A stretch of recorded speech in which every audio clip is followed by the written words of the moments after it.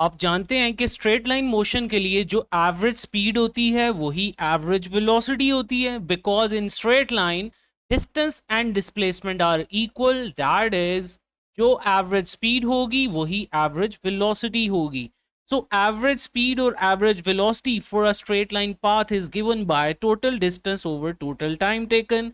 अब total distance आपको 2 intervals में भी दिया जा सकता है, 3 इंटरवल्स में भी दिया जा सकता है, एनी नंबर ऑफ इंटरवल्स में ये क्वेश्चन आपको दिया जा सकता है. सपोज फर्स्ट इंटरवल में डिस्टेंस S1 कवर हो रहा है, टाइम लग रहा है T1. सेकेंड इंटरवल में डिस्टेंस कवर कर रही है बॉडी S2, टाइम ले रही है T2. और थर्ड इंटरवल में डिस्टेंस कवर कर रही है S3 और थर्ड इंटरवल में जो टाइम लग रहा है that is T3 and up to so on. This is the general formula to calculate average speed और average velocity for a straight line path. अगर पाथ स्ट्रेट लाइन नहीं होगा तो एवरेज स्पीड कुछ और होगी और एवरेज वेलोसिटी कुछ और होगी. इसको नेक्स्ट वीडियो में डिस्कस करेंगे. अब डियर स्टूडेंट्स, इस फॉर्मूला में डिस्टेंस है, टाइम है और वेलोसिटी है. इसके 3 मेन केसेस बन सकते हैं. पहला केस ये है कि अगर डिस्टेंस इंटरवल में सेम हो, यानी 2 इंटरवल्स का क्वेश्चन हो. ज्यादातर वैसे 2 इंटरवल का क्वेश्चन ही पूछा जाता है. अगर दोनों इंटरवल्स में डिस्टेंस सेम है, जिसे हम x का नाम ले देते हैं, एवरेज स्पीड कैसे कैलकुलेट होगी? Total distance divided by total time. अब पहला डिस्टेंस x होगा, दूसरा डिस्टेंस भी x होगा. टाइम कैलकुलेट करने के लिए डियर स्टूडेंट्स आपको बड़ा मशहूर ज़माना फार्मूला आता है, s is equal to V T. यहाँ से टाइम कैसे निकलेगा? s ओवर v, यानी डिस्टेंस को स्पीड पे डिवाइड कर दो तो टाइम आ जाता है. फर्स्ट इंटरवल का डिस्टेंस भी x है लेकिन स्पीड उसकी v1 है. दूसरे का भी डिस्टेंस x है लेकिन स्पीड v2 है. तो ऊपर देखिए ये 2x बन गया, नीचे बचेगा आपके पास x कॉमन आने के बाद 1 over v1 plus 1 over v2.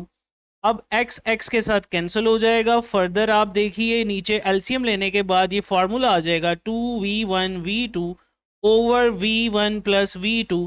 और इसी फार्मूला को हम ज्योमेट्रिक मीन भी कहते हैं.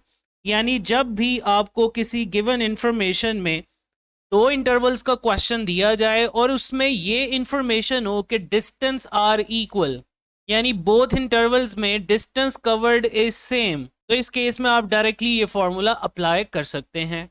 केस नंबर 2 में हम सपोज करते हैं कि दोनों इंटरवल्स का टाइम सेम है, T1 equal to T2 equal to T. तो इस केस में एवरेज स्पीड क्या आएगी? आइए देखते हैं. डिस्टेंस अब डिफरेंट होगा, यानी S1 plus S2. Time same है यानी T प्लस T. अब डिस्टेंस का फॉर्मूला Vt होता है, तो S1 बन जाएगा V1t और S2 बन जाएगा V2t divided by T plus T is 2t. Numerator में t को कॉमन कर लीजिए, अंदर बचेगा v1 plus v2 divided by 2t.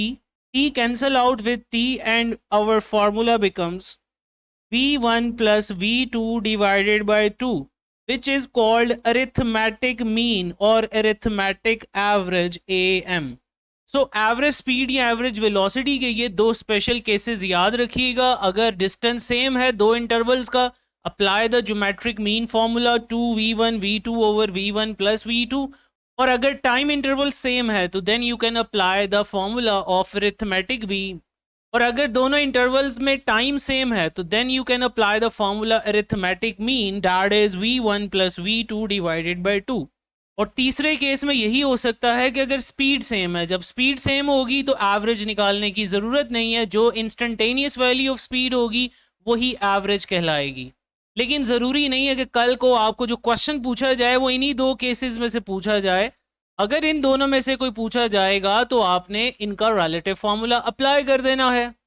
लेकिन कोई ऐसी सिचुएशन आ जाए जिसमें डिस्टेंस भी सेम ना हो, टाइम भी सेम ना हो, then you need to apply the same formula, total distance over total time taken.